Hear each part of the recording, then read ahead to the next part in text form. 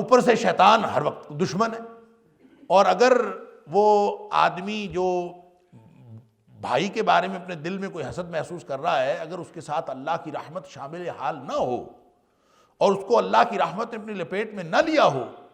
تو وہ تو کسی بھی وقت شیطان کے داؤ پیچ میں آ کے وہ کسی بھی وقت کوئی نہ کوئی سازش کر سکتا ہے. لہٰذا یہ عین فطری بات ہے. کوئی حضرت یعقوب علیہ السلام نے کوئی انہونی بات نہیں کی، بلکہ عین فطری انسانی نفسیات کے مطابق بات کی ہے کہ ان کو نہ بتانا، اس لیے کہ اگر تم بتاؤ گے تو کوئی نہ کوئی مسئلہ ہو جائے گا.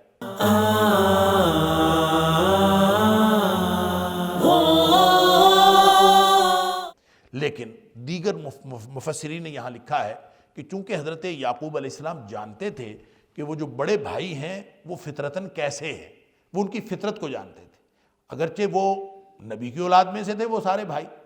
10 بھائی تھے حضرت یوسف علیہ السلام کے سوتیلے بھائی. ایک بھائی تھا بنیامین جو چھوٹا تھا اور عمر میں کافی فرق تھا، بہت چھوٹا تھا، اور وہ ایک ہی ماں سے تھے. یعنی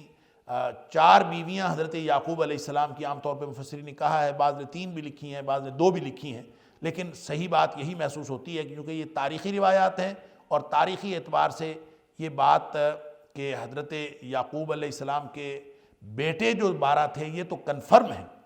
اور یہ قرآن سے بھی اور احادیث سے بھی. لیکن بیویاں کتنی تھیں یہ کنفرم نہیں ہے، اور اس میں ان کی تعداد کے بارے میں بھی بعض نے ان کے ناموں کا ذکر بھی کیا ہے، چونکہ اسرائیلی روایات ہیں، صحیح بھی ہو سکتی ہیں، غلط بھی ہو سکتی ہیں. اسی طرح سے وہ پوری تاریخ اس دور میں کس دور کی بات ہے، یہ کب ہوا واقعہ، اور یہ تاریخی طور پر کون سے حالات تھے، یہ وہ ساری باتیں ہیں جو تاریخ کے مختلف سورسز سے یہ معلومات تو حاصل ہوتی ہیں، لیکن وہ ایگزیکٹلی وہ معلومات ٹھیک ہیں کہ نہیں یہ کچھ نہیں کہا جا سکتا، کیونکہ ان کا بیشتر ان کے جو سورسز ہیں وہ یہودی لٹریچر پر مبنی. مثلا یہودی لٹریچر میں یہ بات بڑے یعنی تیقن سے کہی گئی ہے کہ حضرت یوسف علیہ السلام کو جب کنویں میں پھینکا گیا تھا اس وقت ان کی عمر 17 سال تھی، اور وہ جب یہ وہاں پہنچے تو 17 سال کے تھے، اور 2-3 سال وہ وہاں رہے، یعنی ان کے عزیز مصر کے گھر. تو 2-3 سال بعد ان کو پھر قید ہو گئی، پھر کوئی 10 سال جیل میں رہے ہیں. تو یہ 17 سال کے اگر تھے تو 3 سال اگر انہوں نے وہاں رہے ہوں تو 20 سال کے ہو گئے. تو 17 سال، 17 اور 3 20، اور 10 سال اگر جیل میں رہے تو 30 سال. اور 30 سال کے بعد انہوں نے جو حکومت کی ہے، جو اللہ تعالیٰ نے ان کو پھر حکومت میں ایک عہدہ دے دیا اور پھر بعد میں وہ اس کے رہے حکمران بن کے، تو وہ تقریباً 80 سال انہوں نے حکمرانی کی ہے حضرت یوسف علیہ السلام. لہٰذا 110 سال کی عمر میں انہوں نے وفات پائی. اس اعتبار سے انہوں نے پھر یہ بھی بتایا کہ یہ 1906 قبل مسیح کا واقعہ ہے جب حضرت یوسف علیہ السلام کی پیدائش ہوئی تھی، اور جب بھی ان کو کنویں میں پھینکا گیا تھا یہ 1890 قبل مسیح کا واقعہ، یعنی بالکل تعین کے ساتھ کہ فلاں تاریخ میں ہوا. تو اگر یہ ان باتوں کو سب کو صحیح سمجھ لیا جائے کہ واقعی ایسا ہے، وہی تاریخیں ہیں، تو تاریخوں کو تو صحیح سمجھنے میں یا نہ سمجھنے میں کوئی ایسا فرق نہیں پڑتا. لیکن یہ جو بیان ہے کہ 17 سال کی عمر میں ان کو کنویں میں پھینکا گیا، یہ تو ویسے ہی یہ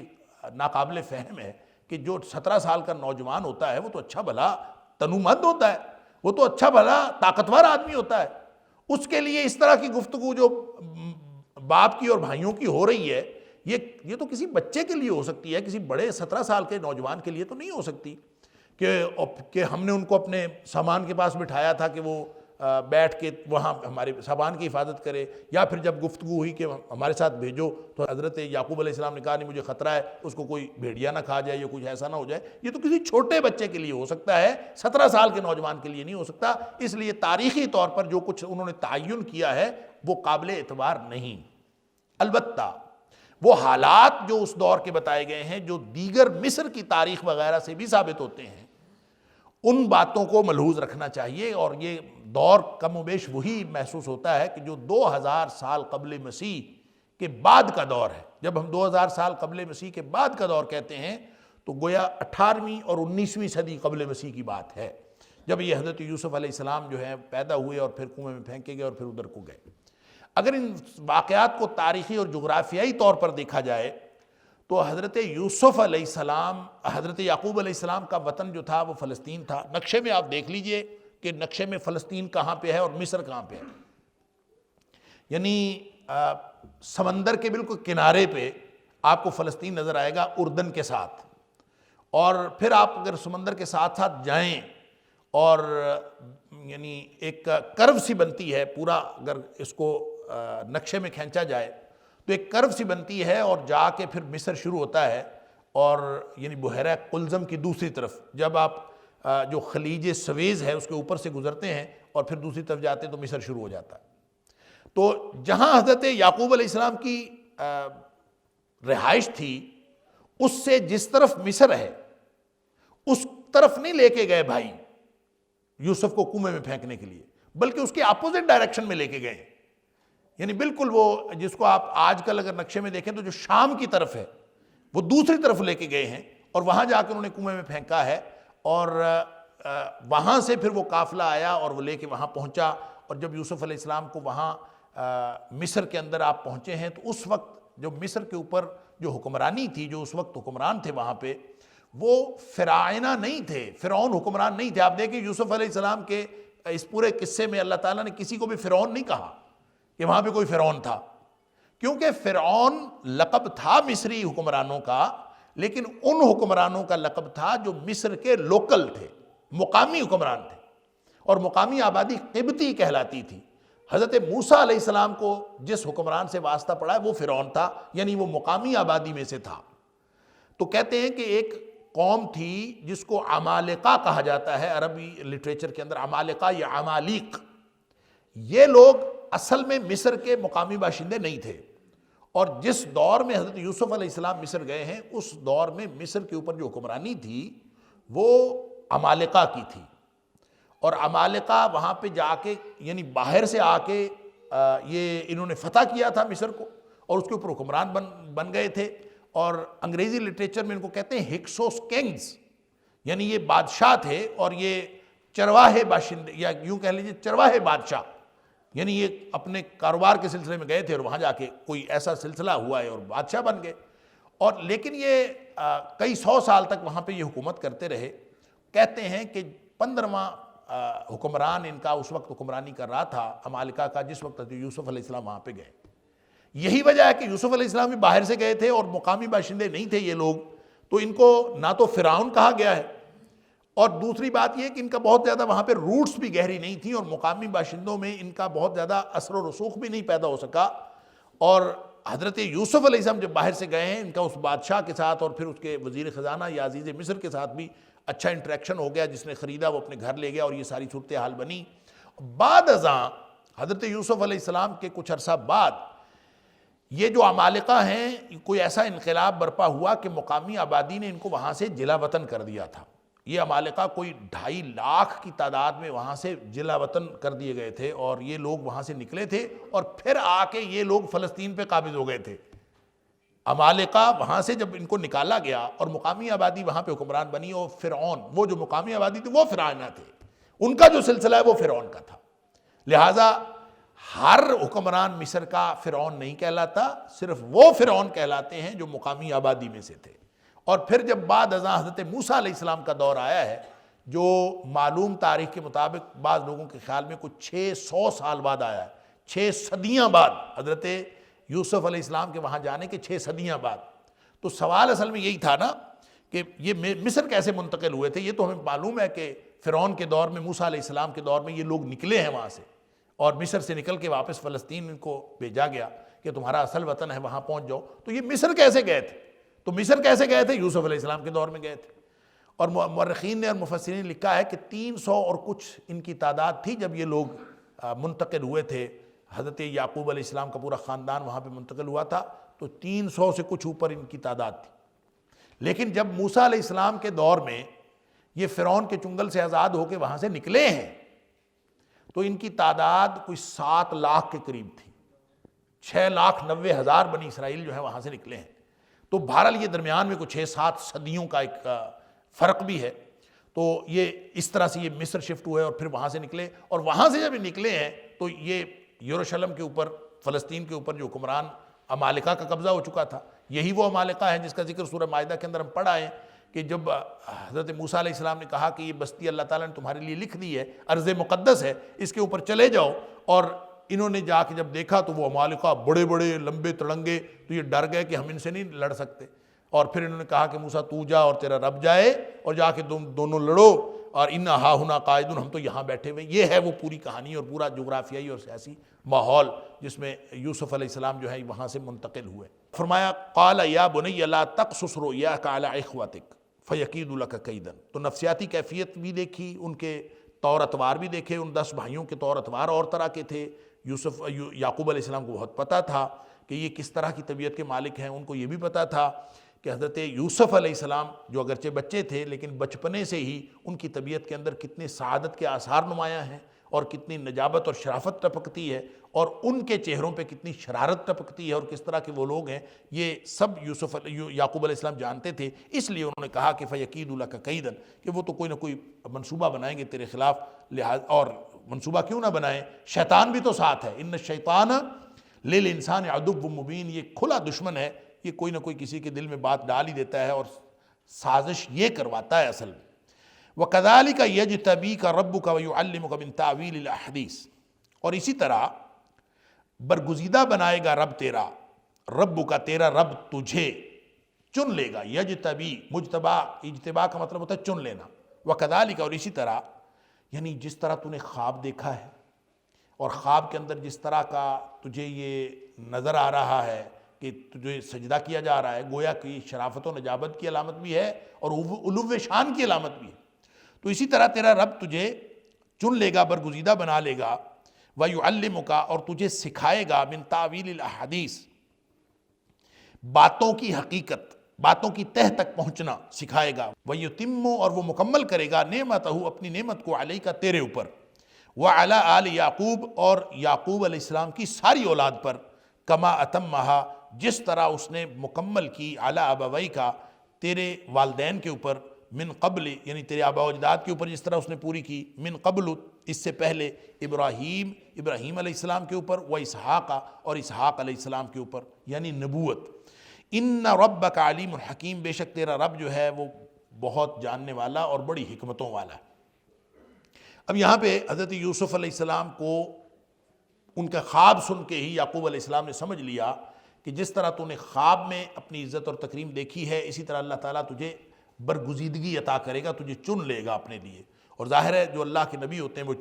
چنے ہوئے ہوتے ہیں، برگزیدہ ہوتے ہیں۔ ساتھ فرمایا کہ یہ جو تمہارا خواب ہے اس کی تعبیر بہت اعلیٰ ہے، اور ایک وقت آئے گا کہ اللہ تجھے معاملہ فہمی عطا کرے گا اور تعبیر کا ملکہ عطا کرے گا۔ تعویل حدیث کا لفظی معنی ہے باتوں کی تہ تک پہنچنا، گویا معاملہ فہمی اللہ تعالیٰ عطا کرے گا، اور کسی بھی معاملے کی تعبیر، اور خاص ساتھ ہی ساتھ خوابوں کی تعبیر بھی اللہ تعالیٰ تمہیں عطا کرے گا۔ اور آج میں اس خواب کی بنیاد پر یہ کہہ رہا ہوں کہ اللہ تجھے برگزیدگی عطا کرنے والا ہے، اور کل کلاں اللہ تعالیٰ تجھے یہ تعبیر کا ملکہ خود عطا فرمائے گا، اور تو خود سمجھ جائے گا کہ اس خواب کی تعبیر کیا تھی۔ اور ایسا ہی ہوا کہ جب حضرت یوسف علیہ السلام نے اپنے اس دور حکمرانی میں اپنے والدین کو اور اپنے بھائیوں کو سجدہ تعظیمی کرتے ہوئے دیکھا دربار میں، وہاں کے درباری اصول کے مطابق اور درباری ضابطے کے مطابق دیکھا، تو انہوں نے اس وقت کہا تھا یا ابتی، اے ابا جی، ھذا تعویل رؤیائی، یہ ہے میرے خواب کی تعبیر۔ تو گویا خواب کی تعبیر آج تو میں بتا رہا ہوں، یعقوب علیہ السلام گویا یہ کہہ رہے ہیں، اور کل اللہ تعالیٰ تجھے اپنا ایک ایسا ملکہ عطا کرے گا کہ تو خود دیکھے گا کہ خواب کی تعبیر تجھے کیسے، اور خوابوں کی تعبیر کا اور معاملہ فہمی کا اور باتوں کی حقیقت کا علم اللہ تعالیٰ تجھے سکھا دے گا۔ وَيُتِمُّ نِعْمَتَهُ، اور وہ تیرے اوپر نعمت کا اتمام کرے گا، جس طرح سے آل یعقوب کے اوپر بھی کرے گا، جس طرح سے تیرے والدین کے اوپر ہوا۔ ابھی آل یعقوب سے کون مراد ہے؟ آل یعقوب خود یوسف علیہ السلام بھی آل یعقوب ہیں، ان کے بھائی بھی سارے آل یعقوب ہیں، اور پھر اس کے بعد جو پوری بنی اسرائیل، یعنی جو پورا سلسلہ حضرت عیسیٰ علیہ السلام تک چلا ہے، سینکڑوں انبیاء ہیں اور بعض روایتوں کے مطابق ہزاروں انبیاء ہیں، یہ سارے کے سارے آل یعقوب ہیں۔ تو یہ وہ نبوت کا سلسلہ اللہ تعالیٰ نے چلایا کہ ان میں سے بعض لوگوں کو اس سے غلط فہمی یہ ہوئی ہے کہ جب اللہ تعالیٰ نے فرمایا کہ تیرے اوپر بھی نعمت کرے گا، یعنی تجھے بھی نبوت عطا کرے گا اور آل یعقوب کو بھی نبوت عطا کرے گا، تو بعض لوگوں کو یہ خیال ہوا ہے کہ شاید جو باقی بھائی تھے وہ بھی بعد میں نبی بن گئے تھے، کیونکہ آل یعقوب کے اولین مصداق تو وہی تھے، تو وہ نبی بن گئے تھے۔ حالانکہ ایسی کوئی بات نہیں ہے، نہ تو ایسی کوئی چیز تاریخ میں ہی ثابت ہے اور نہ ہی کوئی ایسی تاریخ کتاب و سنت کے اندر مینشن کی گئی ہے، اور ویسے بھی جس طرح کی حرکتیں ان کی تھیں اور جس طرح کا کردار ان کا تھا، ان کے اندر کوئی نبوت کے آثار تھے ہی نہیں، اور جس کردار کی ضرورت ہوتی ہے، جس طرح کا کردار تقاضا ہوتا ہے نبوت کا، اس طرح کا تقاضا اس طرح کا کردار ان کے اندر موجود ہی نہیں تھا، اس لیے یہ بعید از قیاس ہے کہ وہ نبی بنے ہوں۔ تو حضرت یعقوب علیہ السلام کے جو یعنی فوری اولاد تھی، فوری آل یعقوب تھی، اس میں تو صرف یوسف علیہ السلام کو اللہ تعالیٰ نے دی، اور باقی آل یعقوب سے مراد وہ سارے بنی اسرائیلی انبیاء ہیں جو حضرت عیسیٰ علیہ السلام تک آئے ہیں، وہ سارے کے سارے اللہ تعالیٰ نے آل یعقوب میں سے رکھے، بنی اسرائیل میں سے رکھے۔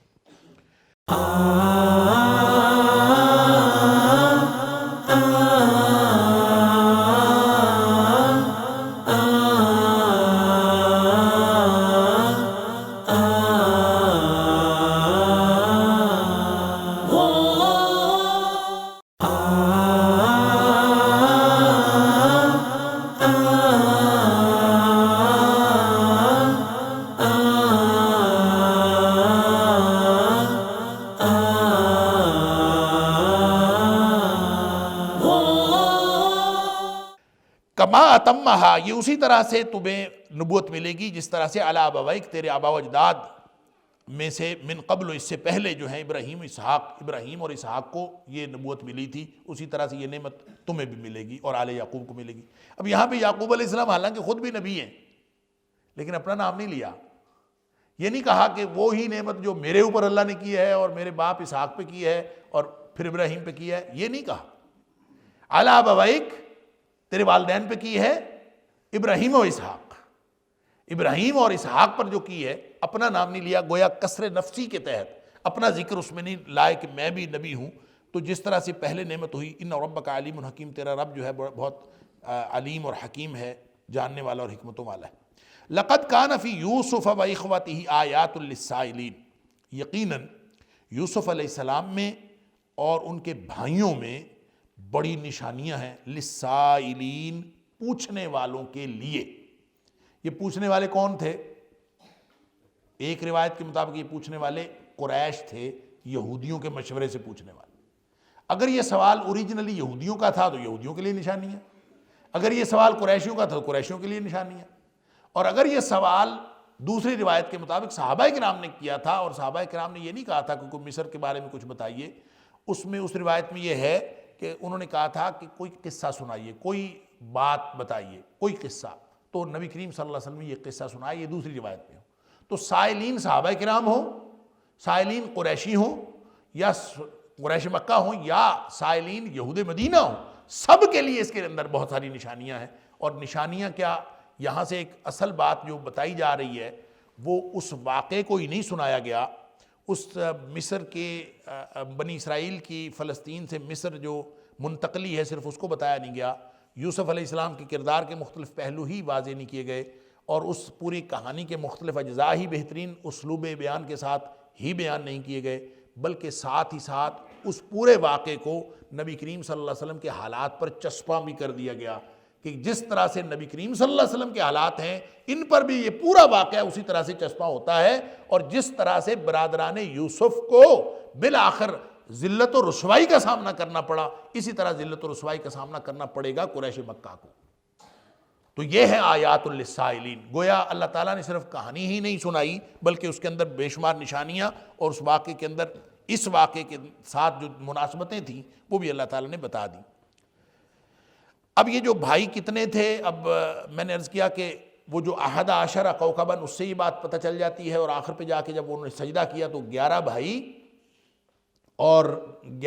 10 بھائی ستیلے تھے، 11واں بھائی بنیامین جو چھوٹا تھا، اور 12ویں خود حضرت یوسف علیہ السلام تھے، اور یوں یہ 12 بیٹے تھے حضرت یعقوب علیہ السلام کے۔ تو آپ کے اور آپ کے بھائی میں یوسف اور اخوتہ ہی، یہ کل ملا کے کتنے ہوئے؟ 12 ہوئے. تو گویا ان 12 لوگوں میں بہت ساری ان کا جو کردار ہے، ہر ایک کا اپنا اپنا الگ کردار ہے، اور اللہ تعالیٰ نے ان کے کردار کو الگ الگ واضح کیا ہے کہ کس طرح کے لوگ تھے. تو مفسرین نے ان کی تفصیل بھی بعض لوگوں نے بتائی ہے کہ وہ 10 بیٹے جو تھے حضرت بنیامین اور حضرت یوسف علیہ السلام کے علاوہ کون کون تھے. ان کے ناموں میں سب سے زیادہ جو مشہور ہوئے ہیں وہ شمعون اور یہودا ہے.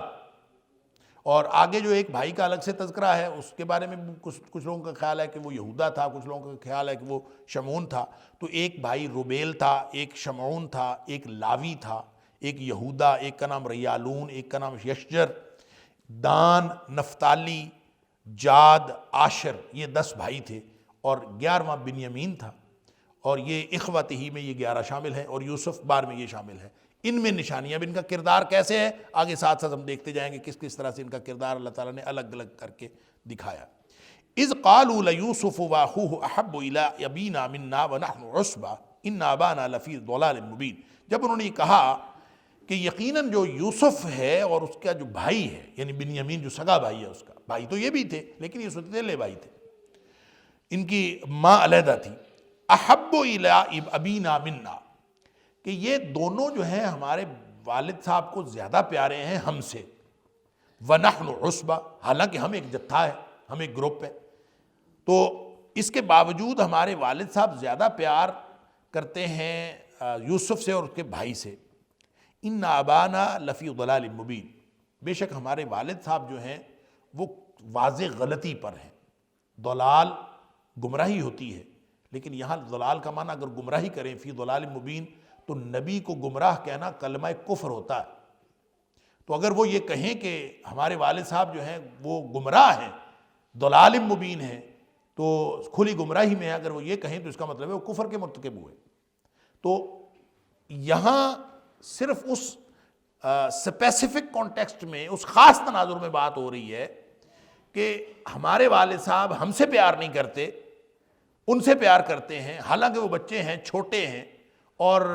ہم اچھے بھلے طاقتور ہیں. ہم سے اگر والد پیار رکھے، محبت رکھے، تو ہم زیادہ ان کے لیے دست و بازو بن سکتے ہیں اور اس کے لیے طاقت کا سامان بن سکتے ہیں. مختلف معاملات کے اندر ہم زیادہ معاون ہو سکتے ہیں. اور ہمارے والد صاحب کو یہ سمجھ نہیں آ رہی کہ ہم زیادہ ان کے لیے فائدہ مند ہیں نہ کہ وہ بچے. یہ ہے اِنَّ أَبَانَا لَفِي ضَلَالٍ مُبِينٍ، ہمارے والد صاحب کھلی غلطی کر رہے ہیں. جب یہ ان کا خیال یہ تھا کہ والد صاحب جو ہے وہ غلطی کر رہے ہیں کہ ہم ایک پورے جتھے کو اور طاقتور لڑکوں کو چھوڑ کر بچوں سے پیار کر رہے ہیں، اور ہمارے ساتھ ہمیں اس طرح کا وہ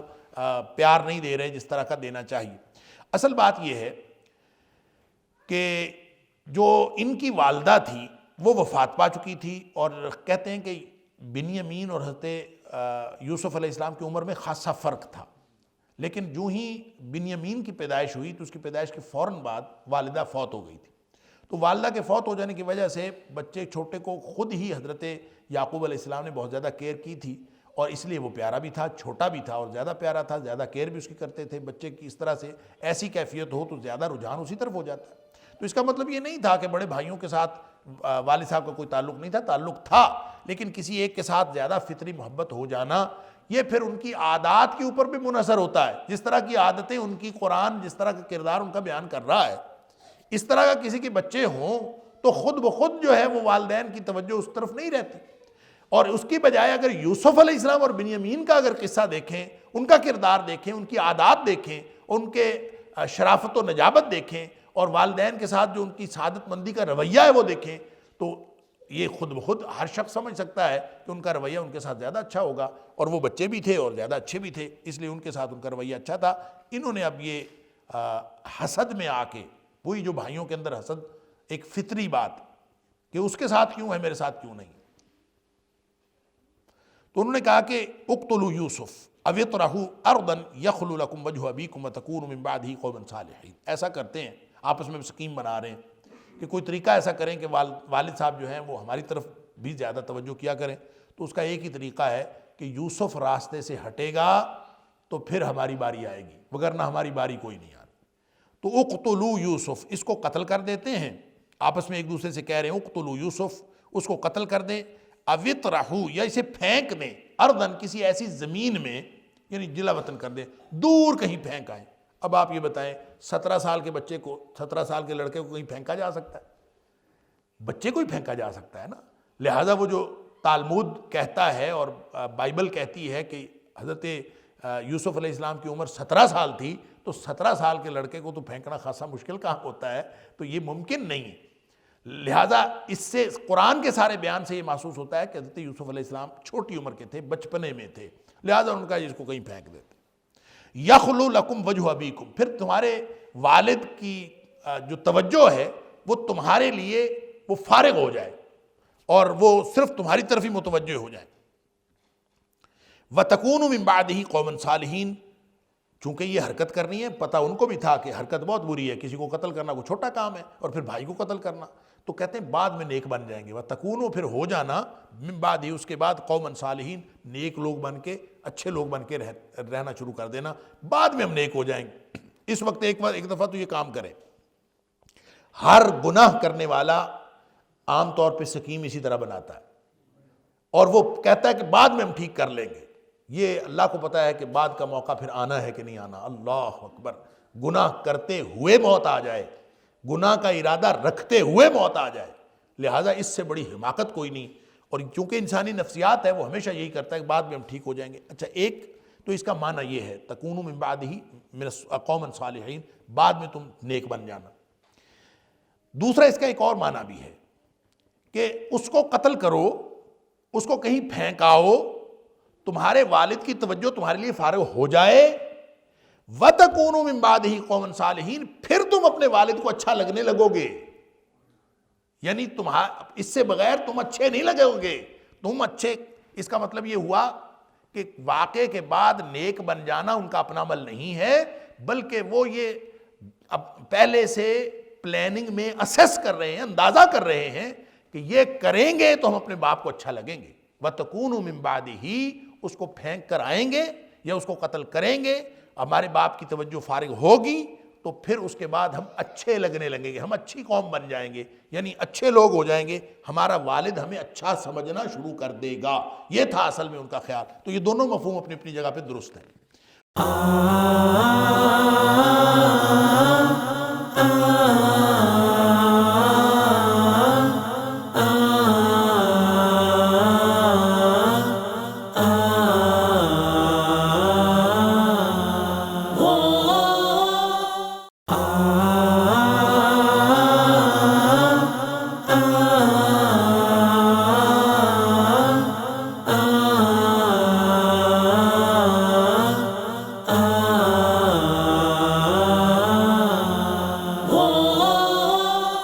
قال قائل منہم، ان میں سے کہنے والے نے ایک بات کہی. اب یہ جو قرآن کا بیان ہے نا، قال قائل منہم، اس اسلوب کے اندر ایک صورتحال پنہا ہے. وہ یہ کہ ایسے نہیں ہوا کہ انہوں نے یہ بات کی اور فوراً دوسرے نے کہہ دی. کسی دوسرے نے، یہ تو قال قائل مطلب سب کہہ رہے تھے، کہنے والوں میں سے کسی ایک نے کہا. تو جب وہ کہہ رہے تھے تو اس کا مطلب ہے پتہ نہیں بحث کتنا عرصہ جاری رہی، اور جاری بحث میں کتنی دیر وہ پلاننگ کرتے رہے، اور اس پلاننگ میں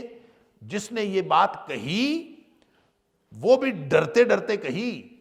قال قائل منہم، ان میں سے کہنے والے نے ایک بات کہی، گویا سب کی کا اتفاق تھا کہ اس کو قتل ہی کرنا ہے، اور سب کا اتفاق تھا کہ اس کو پھینک کے آنا ہے. تو اس کو تھوڑی ہمدردی آئی اور اس نے کہا کہ قتل کرنے کی، گویا پلاننگ ہو گئی قتل کرنے کی. تو اس کو اس گفتگو میں ایک کو خیال آیا، قال قائل منہم، ان میں سے ایک نے کہا. یہ ایک کون تھا ان بھائیوں میں سے؟ اس کے بارے میں مفسرین نے دو نام لیے. اکثر لوگوں کا خیال یہ ہے کہ یہ یہودا تھا، اور بعض کا خیال ہے کہ یہ شمون تھا. لہٰذا کچھ مفسرین نے وہ، چونکہ یہ تاریخی حوالے ہیں لہٰذا دونوں میں سے کوئی بھی ہو سکتا ہے، کوئی تیسرا بھی ہو سکتا ہے، واللہ اعلم. ایک بھائی تھا، کوئی نیک فطرت تھا. اور اب پورے کہانی میں آپ دیکھیں گے کہ اس بھائی کا کردار بہرحال دوسروں سے تھوڑا مختلف ہے، اور یہ اس کے کردار کو بھی اللہ تعالیٰ اس طرح سے پرومیننٹ کر رہا ہے کہ ان میں ہوتے ہوئے اس کے اندر کچھ نہ کچھ ہمدردی کا جذبہ موجود تھا. تو یہ کہتا ہے لا تقتلوا یوسف، نہ یار بھائی ہے قتل نہ کرو. لا تقتلوا یوسف، اس کے دل میں کوئی انسانیت تھی اور اس کے دل میں کوئی ہمدردی تھی، لا تقتلوا یوسف، ایسے کرو یوسف کو قتل نہ کرو، والقوہ فی غیابۃ الجب، ایسا کرتے ہیں اس کو کسی گہرے کنویں میں پھینک آتے ہیں، والقوہ اس کو ڈال دو، فی غیابۃ الجب، کسی گہرے کنویں میں۔ اچھا یہ غیابہ کا مطلب جو لغت اہل لغت نے کیا ہے گہرائی، اور جب کا مطلب تک کیا ہے کنواں، لیکن جب اس کنویں کو کہتے ہیں خاص طور پر جو کچا کنواں ہوتا ہے۔ کچے کنویں سے مراد یہ کہ اس کی دیواریں وغیرہ تعمیر نہیں کی ہوتی، بلکہ اس کو بالکل ویسے ہی یعنی خالی ایک گڑھا سا کھودا ہوا ہو، تو گڑھا کھود کے، ظاہر ہے عام طور پہ اس طرح کا جو گڑھا کھودا جاتا ہے اس میں پھر بہت سارے یعنی گڑھے بھی ہوتے ہیں، دیوار جو ہے وہ بالکل پلین نہیں ہوتی اور سرفیس اس کی صاف نہیں ہوتی، بلکہ اس کے اندر کہیں چھپنے کی جگہ بھی ہوتی ہے، کوئی اندر کی کھو بنی ہوئی ہوتی ہے، کہیں پہ کوئی ادھر کو بڑا ہوا ہوتا ہے، وہ کوئی سموتھ نہیں ہوتا کنواں، اس کو کہتے ہیں جب۔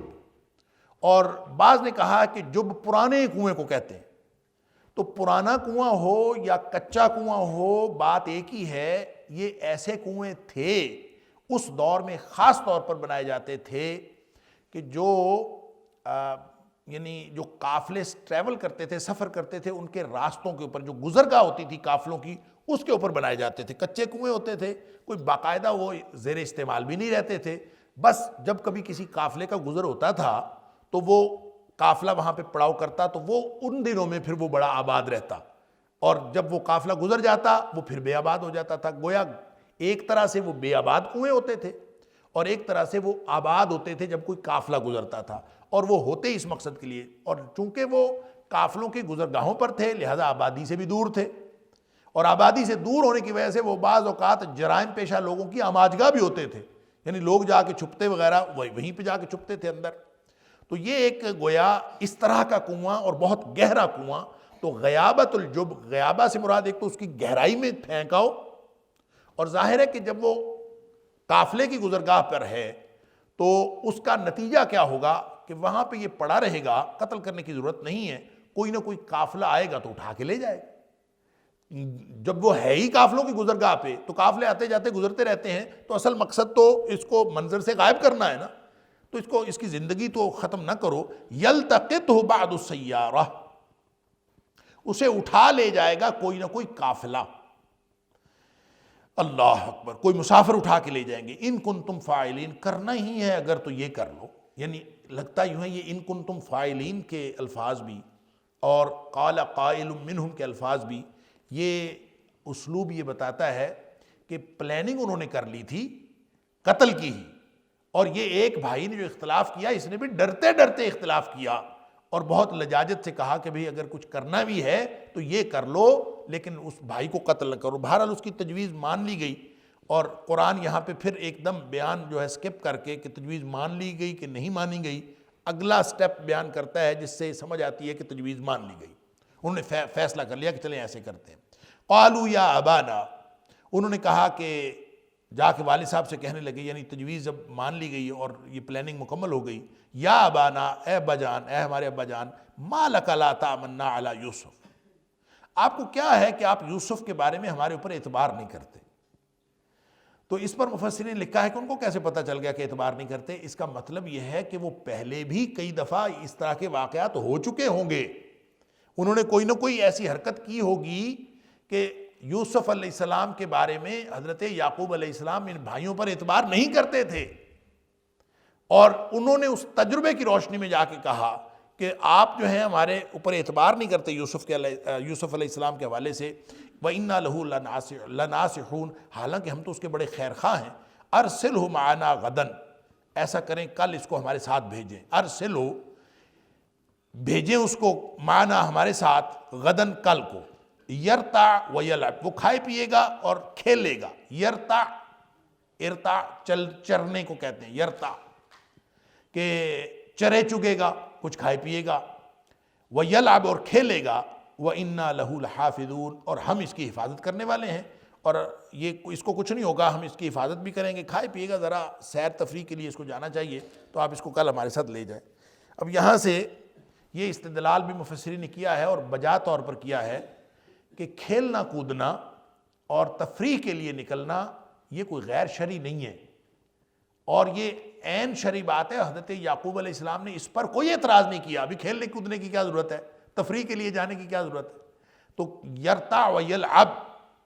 کھائے پیے گا، یہ ایسے ہی ہے جیسے جس کو ہم آج کل جدید زبان میں آؤٹنگ کرنا کہتے ہیں، کہ اس کو آؤٹنگ کروا لائیں۔ اب اس دور کی آؤٹنگ یہی تھی، نہ اس دور میں ریسٹورنٹس تھے، نہ اس دور میں پارکس تھے، نہ اس دور میں کوئی گیمنگ زون تھے، نہ کچھ تھے۔ اگر آج بن گئے ہیں تو بچے اگر کبھی کبھار وہاں جائیں، یہ نہیں ہے کہ ساری زندگی ہی۔ ہمارے بچے تو کمپیوٹر گیمز سے اٹھتے ہیں تو گیمنگ زون میں چلے جاتے ہیں، اور وہاں سے اٹھتے ہیں تو ان کی تو ہر وقت تفریح ہی تفریح ہے، اور درمیان میں کبھی موقع ملے تو کوئی کام کی اور با مقصد بات بھی ہو جاتی ہے۔ ہماری زندگی بالکل الٹ گئی، وگرنہ اگر کوئی با مقصد زندگی گزار رہا ہو تو اس کو اس ماحول سے نکل کر صرف کھیل کے لیے، صرف کھیل کود کے لیے اور سیر و تفریح کے لیے نکلنا، یہ گویا عین شرعی بات ہے، اور قرآن اس کو انڈورس کر رہا ہے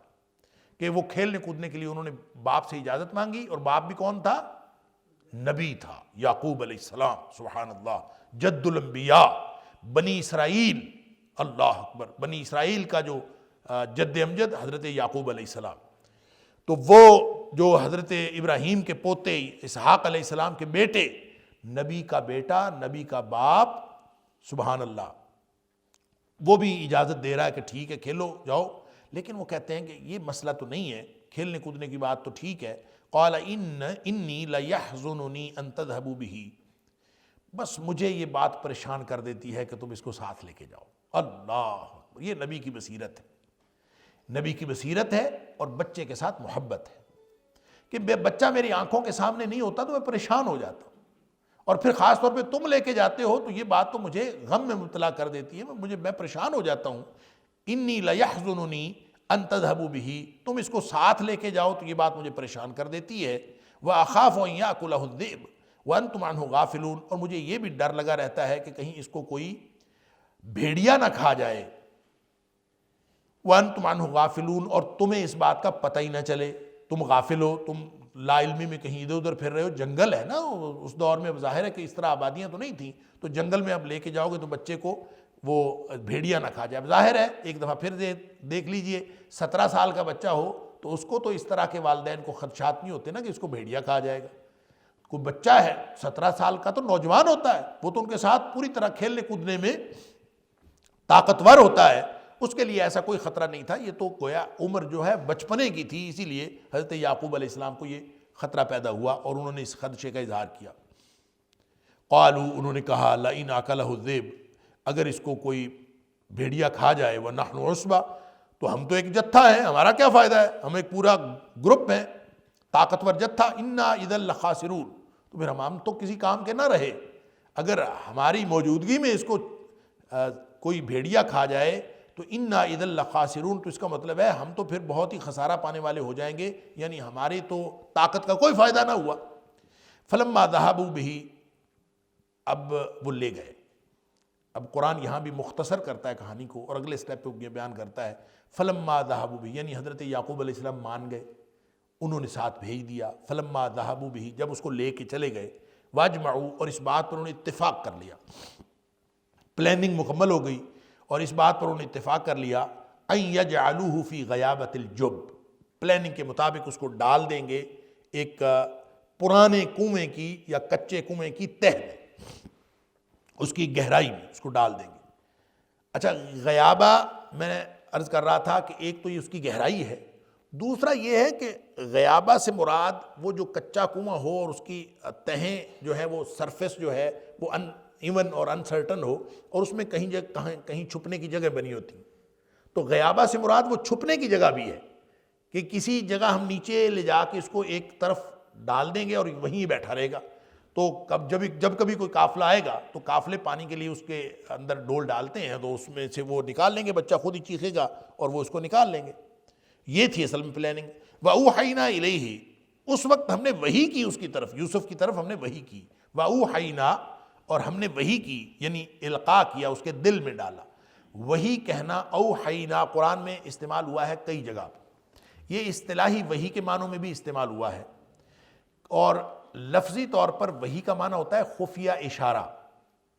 یا دل میں بات ڈالنا یا القاء کر دینا۔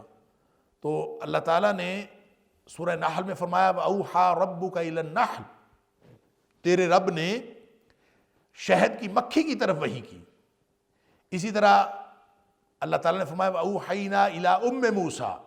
ہم نے موسیٰ علیہ السلام کی والدہ کی طرف وحی کی۔ اب ظاہر ہے اس سے مراد وہ اصطلاحی وحی نہیں ہے، اگر اصطلاحی وحی ہو تو وہ تو نبی بنا دیتی ہے۔ نبی کریم صلی اللہ علیہ وسلم سے کہلوایا قرآن نے قُلْ إِنَّمَا أَنَا بَشَرٌ مِثْلُكُمْ يُوحَىٰ إِلَيَّ، کہ میں تمہاری نوع سے ہوں، انسانوں میں سے ہوں، لیکن مجھے اللہ نے چن لیا ہے۔ یوحیٰ الیہ، میرے اوپر وحی نازل ہوتی ہے۔ تو اصطلاحی وحی جس کے اوپر نازل ہوتی ہے وہ تو چنیدہ اور برگزیدہ لوگ ہوتے ہیں۔ تو یہ حضرت یوسف علیہ السلام پر وحی نازل ہوئی، گویا نبی بن گئے اسی وقت، یا صرف القاء ہوا؟ تو ظاہر ہے اوحینا کا لفظ صرف اصطلاحی وحی کے لیے نہیں ہے، تو گویا اللہ نے دل میں یہ بات ڈال دی، کسی طرح سے خفیہ اشارہ کر دیا، القاء کر دیا۔ اور جیسے حضرت جس نے نبی بننا ہوتا ہے اللہ تعالیٰ اس کو بچپن میں بھی بہت کچھ بتا دیتا ہے، جیسے حضرت عیسیٰ علیہ السلام کو، حضرت یحییٰ علیہ السلام کو قرآن میں ذکر ہوا کہ اللہ تعالیٰ نے ان کو بچپن میں ہی وحی کر دی، بچپن میں ان کو بتا دیا۔ عمر نبوت بعد میں جا کے آئی، لیکن بچپن میں ہی ان کو پتہ چل گیا۔ تو اسی طرح سے ان کو ایک بات بتا دی بذریعہ وحی، یا ان کو القاء کر دیا الیہ، اس بچے کی طرف، یعنی یوسف علیہ السلام کی طرف۔ لَتُنَبِّئَنَّهُمْ بِأَمْرِهِمْ،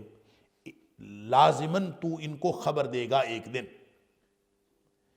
بِأَمْرِهِمْ، ان کے کام کی، یعنی ایک دن یہی بات کہ تم نے میرے ساتھ یہ کیا ہے تم ان کو بتاؤ گے۔ اللہ اکبر! تو یہی وَهُمْ لَا يَشْعُرُونَ بِأَمْرِهِمْ هَذَا، یہ جو کام انہوں نے کیا ہے اس کی خبر تم ان کو دو گے۔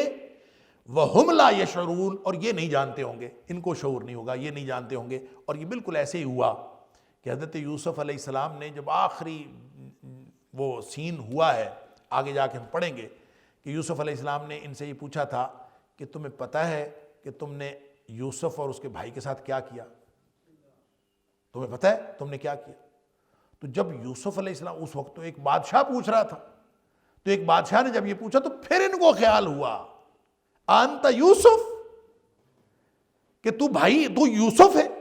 پھر ان کو خیال ہو، وگرنہ اس کو کیا پتا، ایک مصر کے بادشاہ کو، یعنی کسی دوسرے ملک کے بادشاہ کو یوسف کا کیا پتا جس کو ہم کنویں میں پھینک آئے تھے، یہ تو بھول بھلا گئے تھے، ان کا تو خیال تھا کام ختم ہو گیا۔ لیکن یوسف علیہ السلام نے جب یہ بات بتائی، یہ ہے وہ بات جو اللہ تعالیٰ نے یوسف علیہ السلام کو کنویں میں گرتے وقت بتا دی۔ تو اس پر جو علامہ قرطبی لکھتے ہیں کہ فرشتہ آیا تھا اور اس فرشتے نے اس کو جو ہے وہ پروں کے نیچے لیا اور پروں پہ لے کے نیچے جا کے تاکہ چوٹ نہ لگے۔ اور یہ جو بات حضرت یعقوب علیہ السلام نے کہی کہ تم اس کو لے جاؤ گے تو اس کو بھیڑیا کھا جائے گا، تو بعد میں انہوں نے بہانہ بھی یہی بنایا کہ بھیڑیا ہی کھا گیا۔ تو اس پر بھی بنی اسرائیلی روایات کی روشنی میں مفسرین نے ایک بات لکھی ہے کہ حضرت یعقوب علیہ السلام نے خواب میں دیکھا تھا۔ ان کو خواب میں انہوں نے دیکھا کہ وہ کسی اونچی پہاڑ کی چوٹی پہ کھڑے ہیں اور نیچے وادی میں یوسف علیہ السلام کھڑے، اور ان کے ارد گرد 10 بھیڑیے ہیں اور جو ان کو کھانا چاہتے ہیں، اور وہ 10 بھیڑیے اس کے قریب آنا چاہتے ہیں، یوسف علیہ السلام کو کھانا چاہتے ہیں، اور حضرت یعقوب علیہ السلام چوٹی پہ کھڑے ہیں پہاڑ کے، وہ آ کے ان کو بچا نہیں سکتے۔ تو اس دوران وہ کہتے ہیں کہ ایک بھائی انہی میں سے، یعنی انہی میں سے ایک بھیڑیا وہ جو ہے وہ نکلا ہے اور اس نے ان کو دور ہٹانے کی کوشش کی ہے، یوسف علیہ السلام سے باقی بھیڑیوں کو الگ دور کرنے کی کوشش کی ہے، اور اسی دوران زمین پھٹی ہے اور اس زمین کے اندر یوسف علیہ السلام گر گئے۔ اور یہ خواب حضرت یعقوب علیہ السلام نے دیکھا تھا، اور ظاہر ہے یعقوب علیہ السلام تو خود نبی تھے اور وہ اس کی تعبیر کو بھی خوب جانتے ہوں گے، اور انہوں نے سمجھ لیا کہ 10 بھیڑیوں سے کیا مراد ہے، اور بھیڑیا کھا جانے کا انہوں نے جو خدشے کا اظہار کیا وہ اپنے اسی خواب کی وجہ سے کیا کہ کچھ اس طرح سے ہو جائے گا۔ تو انہوں نے پھر بہانہ بھی یہی بنایا، جب واپس آئے تو حضرت یعقوب علیہ السلام کو آ کے یہی کہا کہ آپ کا خدشہ درست نکلا، اور وہ جو ہے اس کو بھیڑیا کھا گیا۔ اللہ تعالیٰ مجھے اور آپ کو قرآن سمجھنے اور عمل کرنے کی توفیق عطا فرمائے۔ وقت ہو گیا، انشاءاللہ اگلے درس میں بشرط زندگی اور بشرط توفیق الہی یہیں سے گفتگو کا آغاز کریں گے۔ وآخر دعوانا الحمدللہ رب العالمین۔